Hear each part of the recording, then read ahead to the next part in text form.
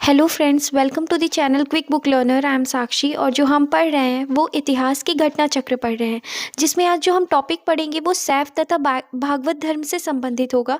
तो सबसे पहले हम शैव तथा भागवत धर्म में जितने भी इंपॉर्टेंट एक्सप्लेनेशंस हैं उनको पढ़ेंगे और उसके बाद हम जो भी इंपॉर्टेंट क्वेश्चंस हैं उनको डील करेंगे। तो फ्रेंड्स, बिना टाइम वेस्ट किए हम स्टार्ट करते हैं। तो सबसे पहले अगर हम देखते हैं नोट्स में कि क्या क्या चीज़ें दी गई हैं, तो जो दिया गया है पहला पॉइंट वो है भागवत धर्म से वैष्णव धर्म का क्या हुआ है, विकास हुआ है। तो भागवत धर्म किसको कहते हैं? वैष्णव धर्म को ही कहते हैं। तो भागवत धर्म से वैष्णव धर्म का विकास हुआ। परंपरा अनुसार इसके प्रवर्तक जो थे, तो जो वैष्णव धर्म के प्रवर्तक हैं वो कौन है? तो वृष्णिवंशी कृष्ण थे। तो वृष्णिवंशी या जिसे सातवत वंशी भी कहते हैं, तो भागवत धर्म के या वैष्णव धर्म के जो प्रवर्तक हैं वो कौन कहे जाते हैं? कृष्ण कहे जाते हैं। छांदोग्य उपनिषद और तैत्तिरीय आरण्यक के अंतिम अंश में उन्हें देवकी पुत्र कहा गया है। तो छांदोग्य उपनिषद और हम बात करें तैत्तिरीय आरण्यक में, तो उन्हें देवकी पुत्र कहा गया है। किसे देवकी पुत्र कहा गया है? कृष्ण को। इन्हें घोर अंगिरस का शिष्य बताया गया है। कृष्ण के अनुयायी उन्हें भगवत पूज्य कहते थे। इस कारण उनके द्वारा प्रवर्तित धर्म की संज्ञा भागवत हो गई। तो हमें ध्यान रखना है कि घोर अंगिरस का क्या बताया गया है? शिष्य बताया गया है कृष्ण को। और कृष्ण के अनुयायी जो थे वो उन्हें भगवत पूज्य कहते थे और इस कारण उनके द्वारा प्रवर्तित धर्म की संज्ञा क्या हुई? भागवत हो गई। इसके बाद नेक्स्ट पॉइंट देखें तो ऋग्वेद में विष्णु का उल्लेख आकाश के देवता के रूप में हुआ है। तो ऋग्वेद में अगर हम बात करते हैं तो विष्णु का उल्लेख कौन से देवता के रूप में हुआ है? आकाश के देवता के रूप में हुआ है। उत्तर वैदिक काल में तीन प्रमुख देवता प्रजापति, रुद्र और विष्णु थे। तो उत्तर वैदिक काल में हम तीन प्रमुख देवता को देखते हैं। कौन कौन से हैं? प्रजापति, रुद्र और विष्णु।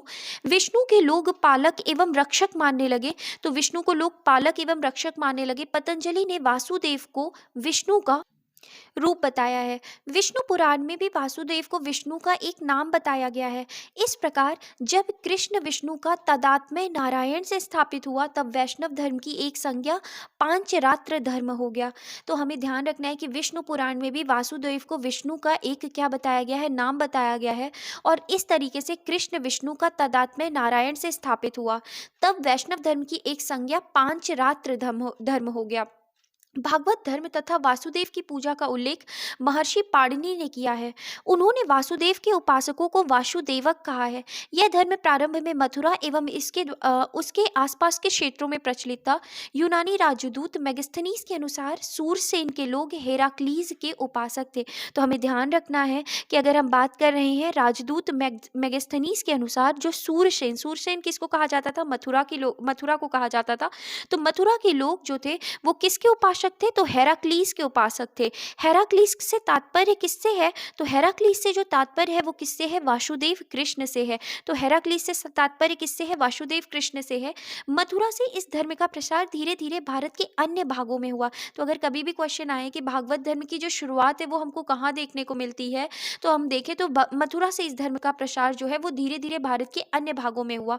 भागवत धर्म से संबद्ध प्रथम उपलब्ध प्रस्तर स्मारक विदिशा बेस नगर का गरुड़ स्तंभ है। तो भागवत धर्म के बारे में जो हमको इंफॉर्मेशन मिलती है, जो हमें जानकारी मिलती है, वो कहाँ से मिलती है? तो प्रस्तर स्मारक से मिलती है। और वो कौन सा है? तो बेस नगर का गरुड़ स्तंभ। बेस नगर किसका प्राचीन नाम था? तो विदिशा का प्राचीन नाम था। तो विदिशा के गरुड़ स्तंभ जिसे क्या कहा जाता था? पहले विदिशा को बेस नगर कहा जाता था।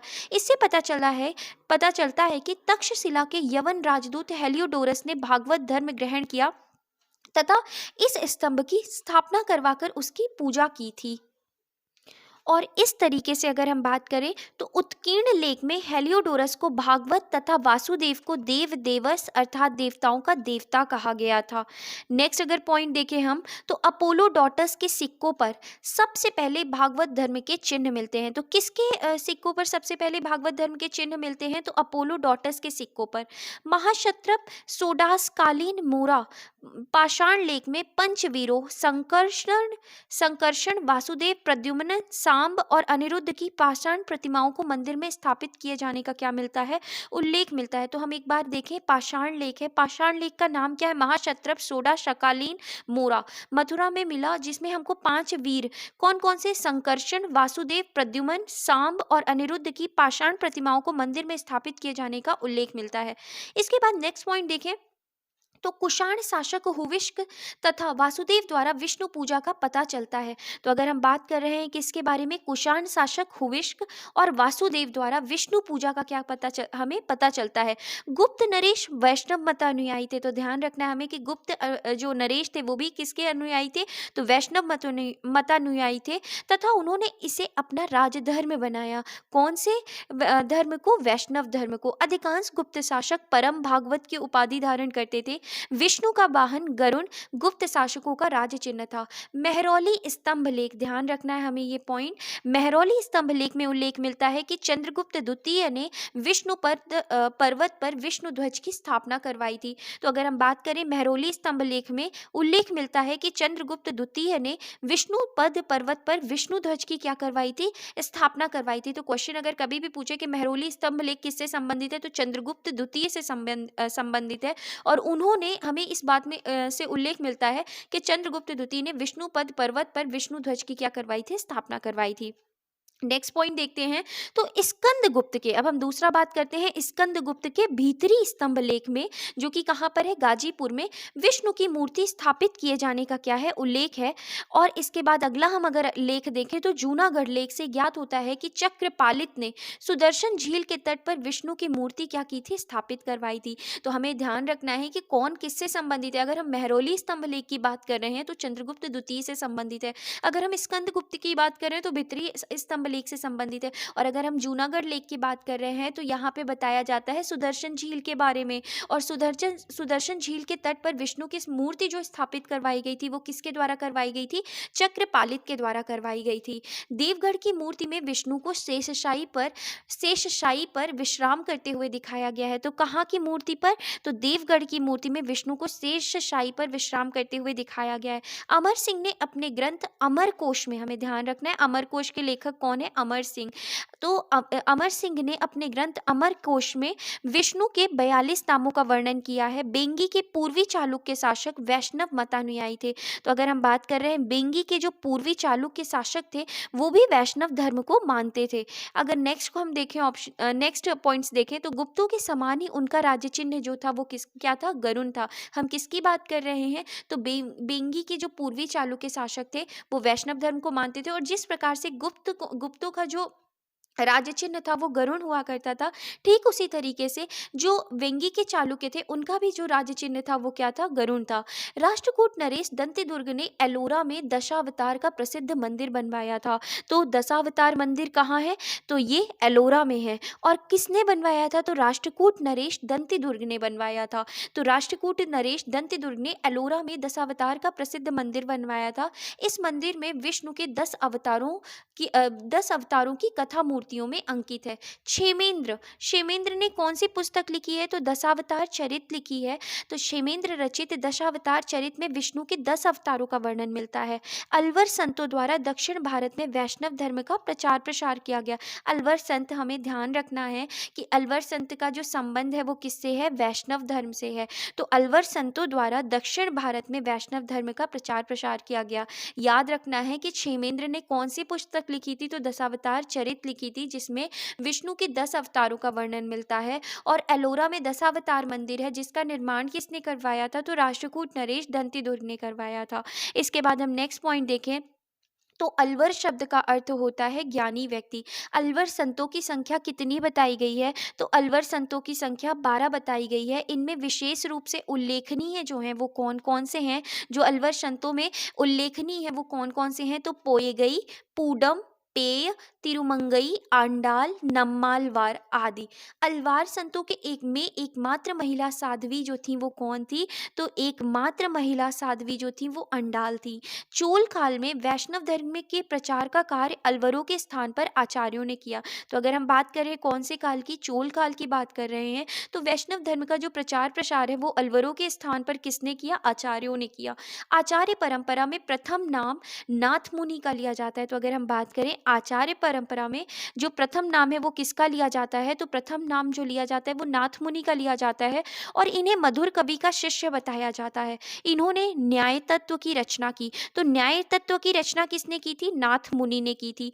पुराणों में विष्णु के 10 अवतारों का विवरण प्राप्त होता है और वो 10 अवतार कौन कौन से हैं, तो हम वो देखें। मत्स्य, कूर्म अथवा जिसे कच्छप भी कहते हैं, वराह, नरसिंह, वामन, परशुराम, राम, कृष्ण, बुद्ध और कली या कल के। अगर हम बात करें तो कल की जो है वो अवतार भविष्य में होने वाला है। भगवान विष्णु ने दैत्यराज हिरण्याक्ष का वध करने के लिए वराह रूप धारण किया था। तो किसका वध करने के लिए? दैत्यराज हिरण्याक्ष का वध करने के लिए वराह रूप धारण किया तथा उसके चंगुल से धरती को छुड़ाया। ऐसी कल्पना की गई है कि भगवान विष्णु हाथ में तलवार लेकर श्वेत अश्व पर सवार होकर पृथ्वी पर अवतरित होंगे। इसके बाद अगला पॉइंट देखते हैं। तो भागवत अथवा पांच रात्र धर्म में वासुदेव की उपासना के साथ ही 3 अन्य व्यक्तियों की उपासना की जाती है। तो अगर हम बात कर रहे हैं भागवत अथवा पांचरात्र धर्म में वासुदेव की उपासना के साथ 3 अन्य व्यक्तियों की उपासना की जाती है। और वो कौन है 3? तो पहले हैं संकर्षण, जिन्हें बलराम भी कहते हैं, जो कि वसुदेव और रोहिणी से उत्पन्न पुत्र थे। दूसरे कौन है? तो प्रद्युम्न है, कृष्ण और रुक्मणी से उत्पन्न पुत्र। और तीसरे अनिरुद्ध हैं, जो कि प्रद्युम्न के क्या थे? पुत्र थे। इन चारों को चतुर्व्यूह की संज्ञा दी जाती है। वायु पुराण में इन चारों के साथ सांब को मिलाकर पंचवीर कहा गया है। तो हमने पढ़ा था कि वायु पुराण में पंचवीरों के नाम देखे थे हमने। तो अगर हमने ऑलरेडी 4 लोगों को देख लिया है, वासुदेव के बाद संकर्षण, उसके बाद प्रद्युम्न और अनिरुद्ध। और अगर हम इसी में सांब को मिला दें तो इन 5 लोगों को मिलाकर क्या बन जाता है? पंचवीर कहा जाता है। इन्हीं 5 लोगों को पंचवीर कहा जाता है। और ये जो सांब थे ये कौन थे? तो कृष्ण और जामवंती से उत्पन्न पुत्र थे। भागवत संप्रदाय में नवधा भक्ति का विशेष महत्व है। तो अगर हम बात करें तो भागवत संप्रदाय में नवधा भक्ति का क्या है? विशेष महत्व है। वैष्णव धर्म के प्रमुख आचार्य, हमें ध्यान रखना है, इंपॉर्टेंट है ये, कि वैष्णव धर्म में प्रमुख आचार्य कौन थे? तो रामानुज, मध्व, बल्लभ और चैतन्य आदि। तो कौन कौन थे? रामानुज, मध्व, बल्लभ, चैतन्य आदि। इसके बाद वैष्णव धर्म से संबंधित प्रमुख मंदिर। तो अगर हम बात करें तो वैष्णव धर्म से संबंधित प्रमुख मंदिर में जगन्नाथ मंदिर की अगर हम बात करें तो जगन्नाथ मंदिर वैष्णव मंदिर है। और कहाँ पे है? पुरी ओडिशा में। दशावतार मंदिर देवगढ़ उत्तर प्रदेश में है। विष्णु मंदिर तिगवा मध्य प्रदेश में। और विष्णु मंदिर जो है, एक और विष्णु मंदिर है जो कि एरन कहाँ है? सागर में है, तो मध्य प्रदेश में है। द्वारिकाधीश मंदिर मथुरा में है, उत्तर प्रदेश में। और एक और द्वारिकाधीश मंदिर है जो कि द्वारका में है, गुजरात में। तो ये जो है ये सभी मंदिर कहाँ से संबंधित है? वैष्णव धर्म से संबंधित है। इसके बाद नेक्स्ट अब हम पढ़ते हैं किस धर्म के बारे में? शैव धर्म के बारे में। तो शिव से संबंधित धर्म को शैव धर्म कहा जाता है। शिव के उपासक को शैव कहते हैं। शैव धर्म भारत का प्राचीनतम धर्म है। इसका संबंध प्रागैतिहासिक युग तक है। सिंधु घाटी के लोग शिव की पूजा करते थे। और इसका प्रमाण हमको कहाँ से मिला है? तो इसका प्रमाण मोहनजोदड़ो से प्राप्त एक मुद्रा है जिस पर योगी की आकृति बनी है। योगी के सिर पर एक त्रिशूल जैसा आभूषण है तथा इसके 3 मुख हैं। मार्शल महोदय ने इसे शिव से संबंधित किया है। तो किसने शिव से संबंधित किया है? मार्शल महोदय ने।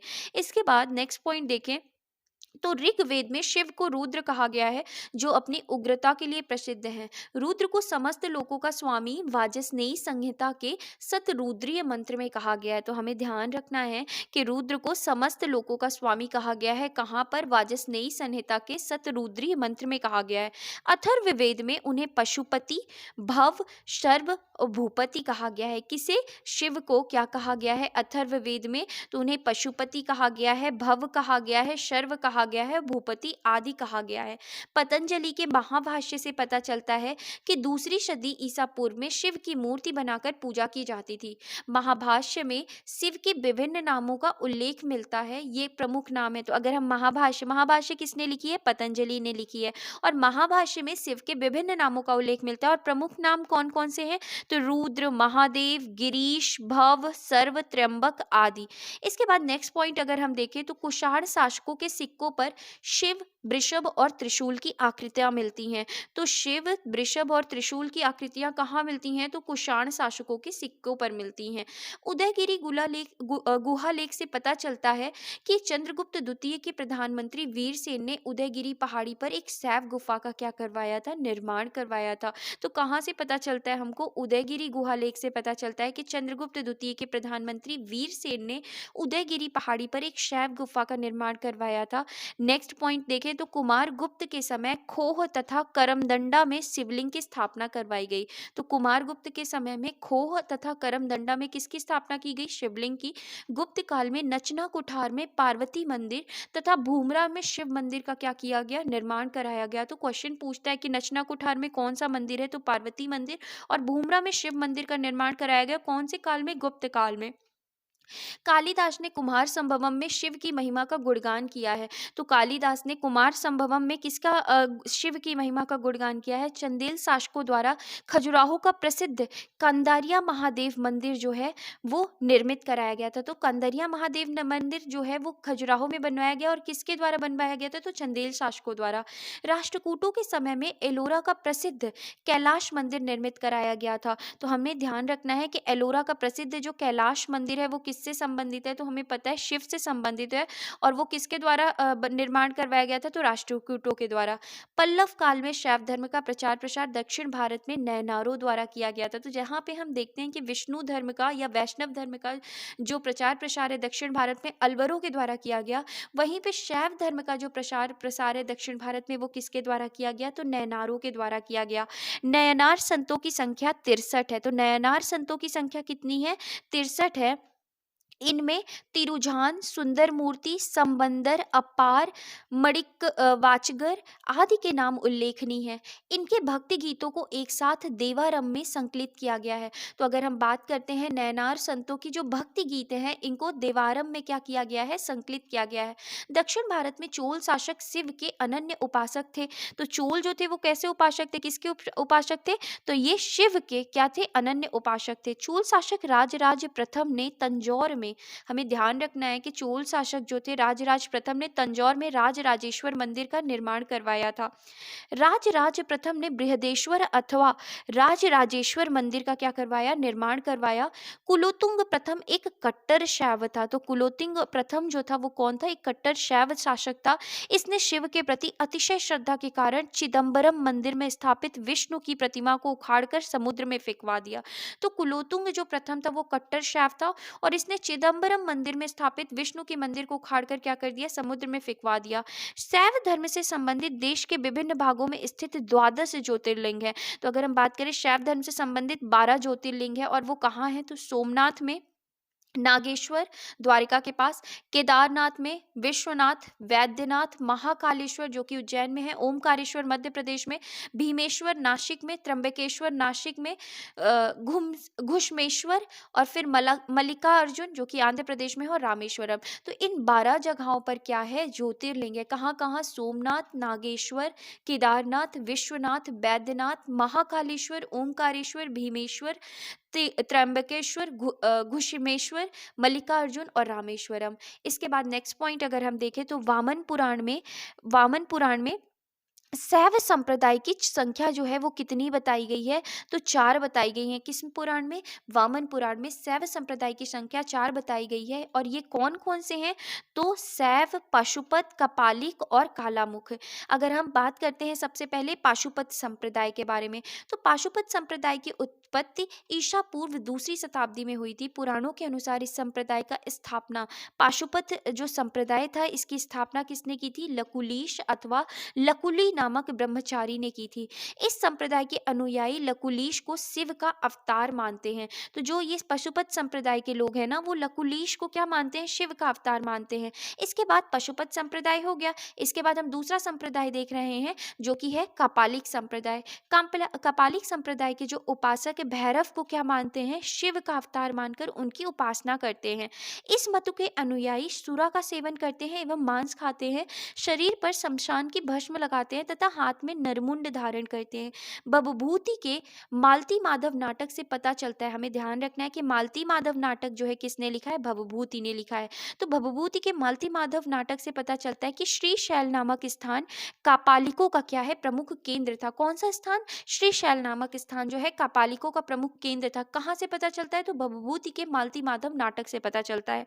अगला पॉइंट अगर हम देखें तो कालामुख संप्रदाय अति मार्गी होने के कारण शिव पुराण में इसके अनुयायियों को महाव्रतधर कहा गया है। तो कालामुख संप्रदाय जो है, अगर हम बात करते हैं तीसरे संप्रदाय की, तो कालामुख संप्रदाय अतिमार्गी होने के कारण शिव पुराण में इसे क्या कहा गया है, तो महाव्रतधर कहा गया है। महाव्रतधर किसे कहा गया है, कालामुख संप्रदाय को। शैव धर्म का ही एक संप्रदाय लिंगायत, अब चौथे बात करें तो लिंगायत अथवा वीर शैव था। इसका प्रचार 12वीं शताब्दी से में दक्षिण भारत में व्यापक रूप से हुआ। वसभ को अगर हम बात करें तो लिंगायत अगर संप्रदाय का जो संस्थापक है वो किसे माना जाता है, वशभ को माना जाता है। शैव धर्म का एक नया संप्रदाय कश्मीर में विकसित हुआ। यह संप्रदाय शुद्ध रूप से दार्शनिक या ज्ञान मार्गी था। नाथ पंथ संप्रदाय जो था वो 10वीं सदी के अंत में मत्स्येंद्र नाथ ने चलाया। तो अगले पंथ की बात करें हम लिंगायत के बाद, तो नाथ पंथ संप्रदाय जो था वो 10वीं सदी के अंत में किसने चलाया था, तो मत्स्येंद्र नाथ ने चलाया था। इसमें शिव को आदिनाथ मानते हुए नौ नाथों को दिव्य पुरुष के रूप में मान्यता प्रदान की गई। बाबा गोरखनाथ ने 10वीं 11वीं शताब्दी में इस मत का अधिकाधिक क्या किया था, प्रचार प्रसार किया था। कौन से अगर हम बात करें संप्रदाय की, तो नाथ पंथ संप्रदाय का। इसके बाद हम बात करते हैं शैव धर्म से संबंधित प्रमुख मंदिर। तो अगर हम शैव धर्म से संबंधित प्रमुख मंदिर की बात करें तो राजराजेश्वर मंदिर जो कि तंजौर तमिलनाडु में है, शिव मंदिर भूमराव मध्य प्रदेश में, नटराज मंदिर चिदम्बरम तमिलनाडु में, विरूपाक्ष मंदिर हम्पी कर्नाटक में, और विश्वनाथ मंदिर जो है वो कहाँ पे है, वाराणसी उत्तर प्रदेश में। इसके बाद देखते हैं शाक्त संप्रदाय के लोग शक्ति को इष्ट देवी मानकर पूजा करते थे। शैव धर्म के साथ शाक्त धर्म का क्या है, घनिष्ठ संबंध रहा है। तो शाक्त संप्रदाय के लोग शक्ति को इष्ट देवी मानकर क्या किया करते थे, पूजा करते थे। और अगर हम बात करें तो शैव धर्म के साथ शाक्त धर्म का घनिष्ठ संबंध रहा है। शाक्त धर्म की प्राचीनता भी शैव धर्म के समान प्रागैतिहासिक युग तक जाती है। सैंधव सभ्यता में मातृ देवी की उपासना व्यापक रूप से प्रचलित थी। मातृ देवी की बहुसंख्यक मूर्तियां खुदाई से प्राप्त हुई हैं। वैदिक साहित्य से सरस्वती, अदिति, उषा, लक्ष्मी आदि देवियों के विषय में सूचना मिलती है। तो अगर हम बात करें वैदिक साहित्य से हमें सरस्वती, अदिति, उषा, लक्ष्मी आदि देवियों के विषय में सूचना मिलती है। इसके बाद देवी महात्म्य का विस्तृत वर्णन महाभारत और पुराणों में प्राप्त होता है। देवी की उपासना 3 रूपों में की जाती है। तो 3 रूपों में देवी की उपासना की जाती है, और वो कौन से 3 रूप हैं, तो शांत या सौम्य रूप, उग्र या प्रचंड रूप, और काम प्रधान रूप। सौम्य रूप का प्रतीक उमा, पार्वती, लक्ष्मी है। उग्र रूप का प्रतीक चंडी, दुर्गा, भैरवी, कपाली आदि हैं। और कपालिक एवं कालामुख संप्रदाय के लोग देवी के उग्र रूप की क्या करते हैं, आराधना करते हैं। वैष्णो देवी का मंदिर देवी के सौम्य रूप का मंदिर है। कोलकाता स्थित काली मंदिर देवी के उग्र रूप का प्रतिनिधित्व करता है। असम का कामाख्या मंदिर देवी के काम प्रधान रूप का क्या करता है, प्रतिनिधित्व करता है। तो अगर हम बात करें कामाख्या मंदिर जो है वो कहाँ है, असम में है। और इसमें अगर हम बात करें तो देवी के कौन से रूप का हमें दर्शन होते हैं, तो काम प्रधान रूप का हमें दर्शन होता है। प्रतिहार शासक महेंद्र पाल के लेखों में दुर्गा की महिषासुर मर्दनी, कांचन देवी, अंबा आदि नामों की स्तुति मिलती है। कहाँ, तो अगर हम बात करें तो प्रतिहार शासक महेंद्र पाल के लेखक में। इसके बाद राष्ट्रकूट शासक अमोघ वर्ष महालक्ष्मी का अनन्य भक्त था। तो अगर हम बात कर रहे हैं राष्ट्रकूट शासक की, तो उसमें अमोघ वर्ष जो थे उन्हें महालक्ष्मी के वो जो थे वो अनन्य भक्त थे। संजन लेख से ज्ञात होता है कि उसने एक बार अपने बाएं हाथ की अंगुली काटकर देवी को चढ़ा दिया। श्री हर्ष ने अपने ग्रंथ नैषधीय चरित में सरस्वती मंत्र की महत्ता का क्या किया है, प्रतिपादन किया है। तो कभी क्वेश्चन आए कि नैषधीय चरित किसके द्वारा लिखा गया है, तो श्री हर्ष के द्वारा लिखा गया है, और इसमें उन्होंने सरस्वती मंत्र की महत्ता का क्या किया है, प्रतिपादन किया है। संप्रति शाक्त उपासना के 3 प्रमुख केंद्र हैं। तो संप्रति शाक्त उपासना के 3 प्रमुख केंद्र कौन से हैं, कश्मीर, कांची तथा असम स्थित कामाख्या। असम स्थित कामाख्या जो है वो कौल मत का क्या था, प्रसिद्ध केंद्र है। तो जो अगर असम में स्थित कामाख्या है वो कौल मत का क्या है, प्रसिद्ध केंद्र है। इसके बाद अगर हम बात करें तो शाक्त धर्म से संबंधित प्रमुख मंदिर देखें तो वैष्णो देवी का मंदिर कहाँ है, जम्मू में है। विंध्यवासिनी देवी का मंदिर विंध्याचल में है। 64 योगिनी का मंदिर भेड़ाघाट मध्य प्रदेश में है।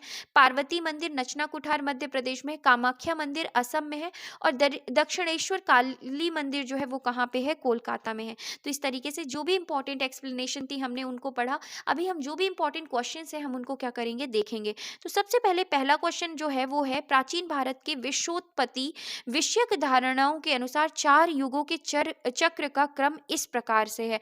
तो 4 युगों का जो क्रम है वो कौन से हैं, तो इसका करेक्ट आंसर क्या होगा, कृत, त्रेता, द्वापर और कली। अगर हम एक्सप्लेनेशन देखें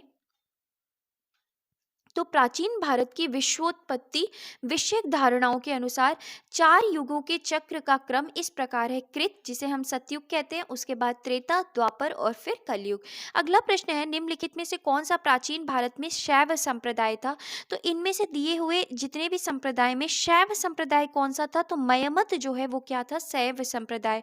अगर एक्सप्लेनेशन देखें तो प्राचीन भारत में मत्त मयूर नामक शैव संप्रदाय का हमें क्या मिलता है? उल्लेख मिलता है। अगला क्वेश्चन है, अर्धनारीश्वर मूर्ति में आधा शिव तथा आधा पार्वती प्रतीक है। तो अगर हम बात करें अर्धनारीश्वर मूर्ति में आधा शिव और आधा पार्वती किसके प्रतीक है? तो देव और उसकी शक्ति का योग, ये क्या है? प्रतीक है। इसके बाद अगर हम यहाँ एक्सप्लेनेशन देखें तो प्राचीन काल में अर्धनारीश्वर के रूप में भी शिव की कल्पना की गई, जो पुरुष एवं प्रकृति अथवा देव और उसकी शक्ति के योग को दर्शाता है। शिव और पार्वती की संयुक्त मूर्तियां गुप्त युग में और उसके परवर्ती युग में विशेष रूप से उकेरी गईं। इसी संयोग का वर्णन कालिदास ने कुमार संभवम में अत्यंत यत्न पूर्वक किया है। शिव और पार्वती का परस्पर इतना तादात्म्य हुआ कि दोनों की सन्निहित मूर्ति अर्धनारीश्वर के रूप में समाज में चल पड़ी।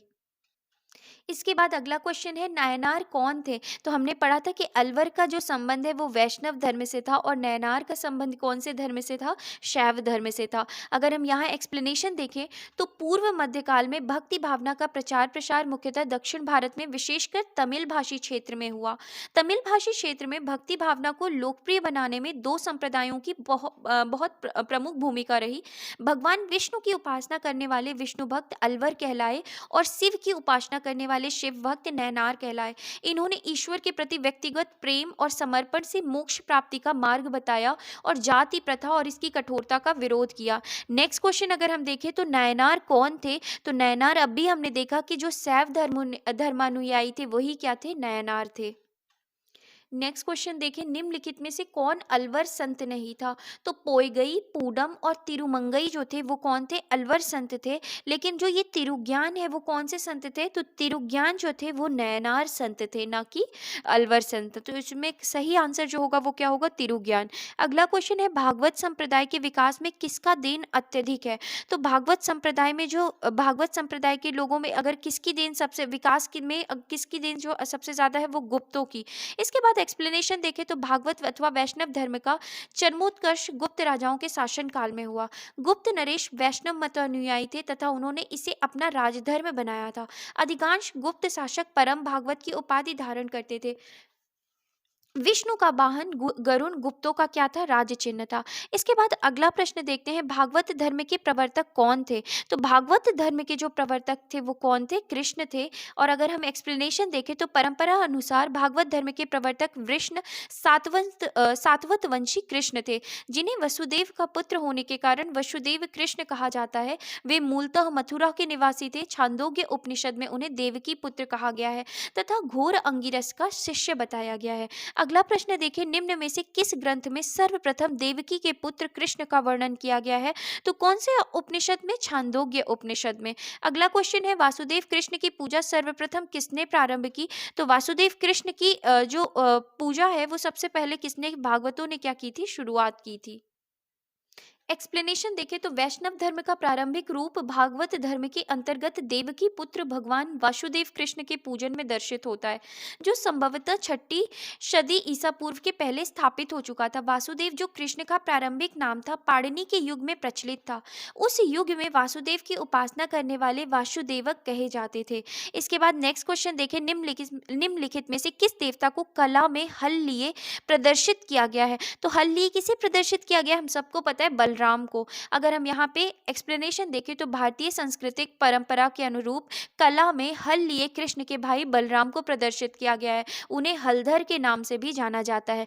नेक्स्ट क्वेश्चन है, भागवत संप्रदाय में भक्ति के रूपों की संख्या है। तो भक्ति की जो संख्या है वो कितनी है? तो भागवत संप्रदाय में भक्ति के रूपों की जो संख्या है वो कितनी है? 9 है। अगर हम यहाँ एक्सप्लेनेशन देखें तो भागवत संप्रदाय में मोक्ष प्राप्ति के लिए नवधा भक्ति को मान्यता दी गई है। नवधा मतलब 9 भक्ति को क्या दी गई है? मान्यता दी गई है। नेक्स्ट क्वेश्चन है, हेलियोडोरस का बेश नगर अभिलेख संदर्भित है। तो जो अगर हम बात कर रहे हैं तो हेलियोडोरस का जो बेश नगर अभिलेख है वो संदर्भित है। तो किसको संदर्भित है? तो ये जो है वो केवल वासुदेव से क्या है संदर्भित है। तो इसका जो सही उत्तर होगा क्या होगा, ऑप्शन डी जो है इसका करेक्ट आंसर है। अगर हम यहाँ एक्सप्लेनेशन देखें तो भागवत धर्म से संबद्ध प्रथम उपलब्ध प्रस्तर स्मारक विदिशा बेसनगर का गरुड़ स्तंभ है। इससे पता चलता है कि तक्षशिला के यवन राजदूत हेलियोडोरस ने भागवत धर्म ग्रहण किया तथा इस स्तंभ की स्थापना करवाकर उसकी पूजा की थी। इस प्रकार उत्कीर्ण लेख में हेलियोडोरस को भागवत तथा वासुदेव को देव देवस अर्थात देवताओं का देवता कहा गया है। नेक्स्ट क्वेश्चन है भागवत धर्म से संबंधित प्राचीनतम अभिलेखीय साक्ष्य है। तो भागवत धर्म से संबंधित सबसे जो पुराना साक्ष्य वो क्या है, हेलियोडोरस का बेसनगर अभिलेख। नेक्स्ट क्वेश्चन है भागवत धर्म का ज्ञात सर्वप्रथम अभिलेखीय साक्ष्य। तो कहाँ का अभिलेखीय साक्ष्य, तो बेसनगर का गरुड़ स्तंभ लेख का। इसके बाद अगला क्वेश्चन है बेसनगर अभिलेख का हेलियोडोरस कहाँ का निवासी था। तो ये कहाँ का निवासी था, तो हमने एक्सप्लेनेशन में पढ़ा था कि ये निवासी कहाँ का था, तक्षशिला का। नेक्स्ट क्वेश्चन है विष्णु के किस अवतार को सागर से पृथ्वी का उद्धार करते हुए अंकित किया जाता है। तो कौन से अवतार को, तो सागर से पृथ्वी का उद्धार करते हुए अंकित किया जाता है कौन से अवतार को, तो वराह अवतार को किया जाता है। अगर हम यहाँ एक्सप्लेनेशन देखें तो भगवान विष्णु ने दैत्य राज हिरणाक्ष का वध करने के लिए वराह रूप क्या किया था, धारण किया था तथा उसके चंगुल से धरती को छुड़ाया था। पौराणिक चित्रों में वराह भगवान धरती को अपने दांतों के ऊपर संतुलित कर सागर से निकालते हुए दर्शाए गए हैं। इस अवतार में मानव शरीर पर वराह का सिर और 4 हाथ है, जो कि भगवान विष्णु की तरह शंख चक्र गदा और पद्म लिए हुए दैत्य हिरणाक्ष से युद्ध कर रहे हैं। अवतार क्रम में यह विष्णु का तीसरा अवतार माना गया है, अतः विकल्प सी जो है वो क्या है, सही उत्तर है। इसके बाद अगला प्रश्न अगर हम देखें तो भारत में आस्तिक और नास्तिक संप्रदायों में कौन सा विभेदक लक्षण है। तो जो अगर हम बात करें तो आस्तिक और नास्तिक संप्रदायों में जो विभेदक लक्षण है तो वो कौन सा है, तो वेदों की प्रामाणिकता में आस्था। तो यही जो है वो क्या करता है, आस्तिक और नास्तिक संप्रदाय में क्या करता है, विभेद करता है। तो वेदों की प्रामाणिकता में आस्था जो है इसका क्या होगा, सही उत्तर होगा। अगर हम एक्सप्लेनेशन देखें तो राम मूर्ति पाठक भारतीय दर्शन की समीक्षात्मक रूपरेखा के अनुसार आस्तिक और नास्तिक संप्रदाय के वर्गीकरण का आधार कभी वेद प्रामाण्य के में विश्वास रहा है तो कभी ईश्वर की सत्ता में विश्वास। परलोक की मान्यता भी इसी वर्गीकरण पर का आधार रही है, किंतु वेद प्रामाण्य में विश्वास ही इस वर्गीकरण का सर्वसम्मत आधार बना।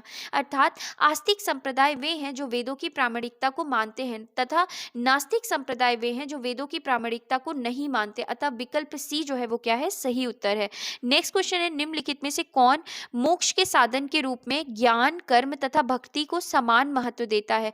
तो कौन है जो मोक्ष के साधन के रूप में ज्ञान कर्म और भक्ति को समान महत्व देता है, तो वो जो है वो कौन है, भगवत गीता है।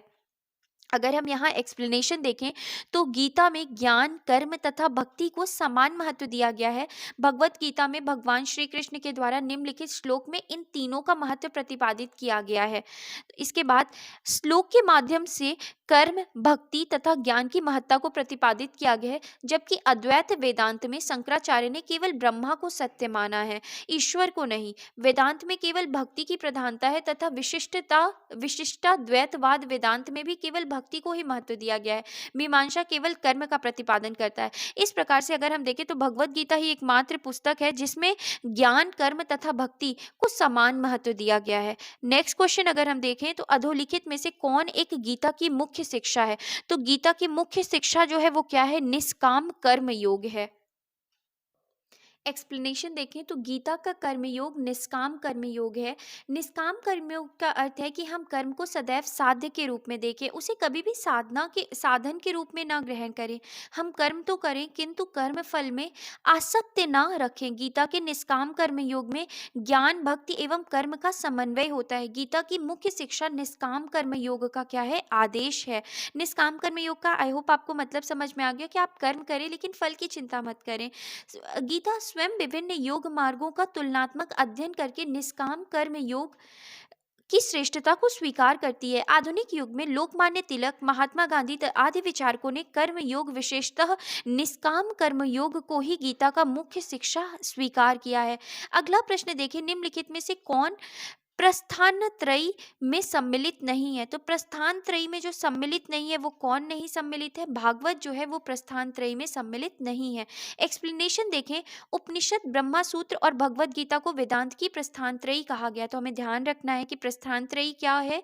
उपनिषद, ब्रह्म सूत्र और भगवत गीता को वेदांत की प्रस्थान त्रयी कहा गया है क्योंकि ये वेदांत के सर्वप्रमुख ग्रंथ हैं। कौन? उपनिषद, ब्रह्म सूत्र और भगवत गीता। इनमें भी उपनिषद मूल प्रस्थान है और शेष दो उन पर आधारित माने जाते हैं। वेदांत के आचार्यों में जिन्होंने ब्रह्म सूत्र पर भाष्य लिखकर अपने अपने वेदांत संप्रदायों की प्रतिष्ठा की है, उनमें शंकराचार्य जो हैं वो सबसे प्राचीन है। अगला प्रश्न देखिए, वह प्राचीन स्थल जहां 60,000 मुनियों की सभा में संपूर्ण महाभारत कथन का वाचन किया गया था, वो कहाँ है? वो है कौन है? तो नैमिषारण्य है। अगर हम यहाँ देखें एक्सप्लेनेशन, तो उत्तर प्रदेश के सीतापुर जनपद के नैमिषारण्य में 60,000 मुनियों का निवास माना जाता है।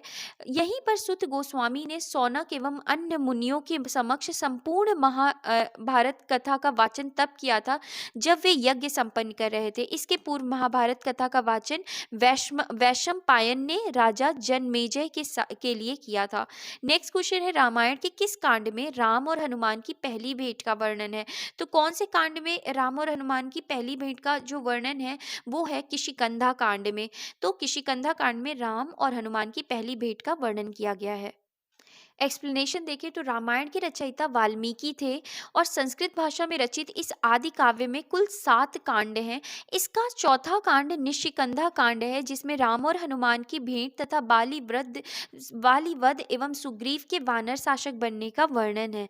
अगला क्वेश्चन है, कालिका पुराण किस धर्म से संबंधित है? तो जो कालिका पुराण है वो शाक्त धर्म से संबंधित है।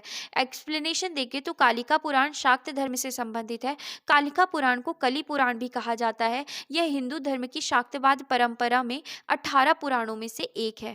अगला प्रश्न है, पुरी में रथ यात्रा किसके सम्मान में निकाली जाती है? तो पुरी में जो रथ यात्रा है वो भगवान जगन्नाथ के सम्मान में निकाली जाती है। अगर हम यहाँ एक्सप्लेनेशन देखें तो प्रतिवर्ष आषाढ़ माह के शुक्ल पक्ष में ओडिशा के पुरी में भगवान जगन्नाथ, बलराम और सुभद्रा के सम्मान में रथ यात्रा निकाली जाती है। नेक्स्ट क्वेश्चन है, नासिक के कुंभ मेला निम्न में से किस एक नदी के तट पर लगता है? तो जो नासिक का कुंभ मेला है वो कौन सी नदी पर लगता है? तो गोदावरी नदी पर लगता है। अगर हम एक्सप्लेनेशन देखें तो नासिक में प्रत्येक 12 वर्ष के अंतराल पर कुंभ मेला गोदावरी नदी के तट पर लगता है। कुंभ मेला नासिक के अतिरिक्त हरिद्वार में गंगा नदी के तट पर, प्रयाग में गंगा और यमुना के संगम स्थल पर तथा उज्जैन में शिप्रा नदी के तट पर लगता है। नेक्स्ट क्वेश्चन है कि हमको सूची 1 को सूची 2 में क्या करना है? सही रूप में क्या करना है? मिलाना है। तो अगर हम बात करें जैन धर्म के बारे में, तो जैन धर्म को हम किस में मिला सकते हैं? तो जैन धर्म को हम मिलाएंगे किसमें? पावापुरी में। हिंदू धर्म को हम मिला सकते हैं वाराणसी में, इस्लाम धर्म को मदीना में और ईसाई धर्म को किस में मिला सकते हैं? वेटिकन में मिला सकते हैं। और अगर एक्सप्लेनेशन में देखें तो जैन धर्म पावापुरी, हिंदू धर्म वाराणसी, इस्लाम धर्म मदीना और ईसाई धर्म वेटिकन। एक्सप्लेनेशन ऑल देखते हैं तो मदीना जो है पश्चिमी सऊदी अरब के हिजाज क्षेत्र में स्थित शहर है।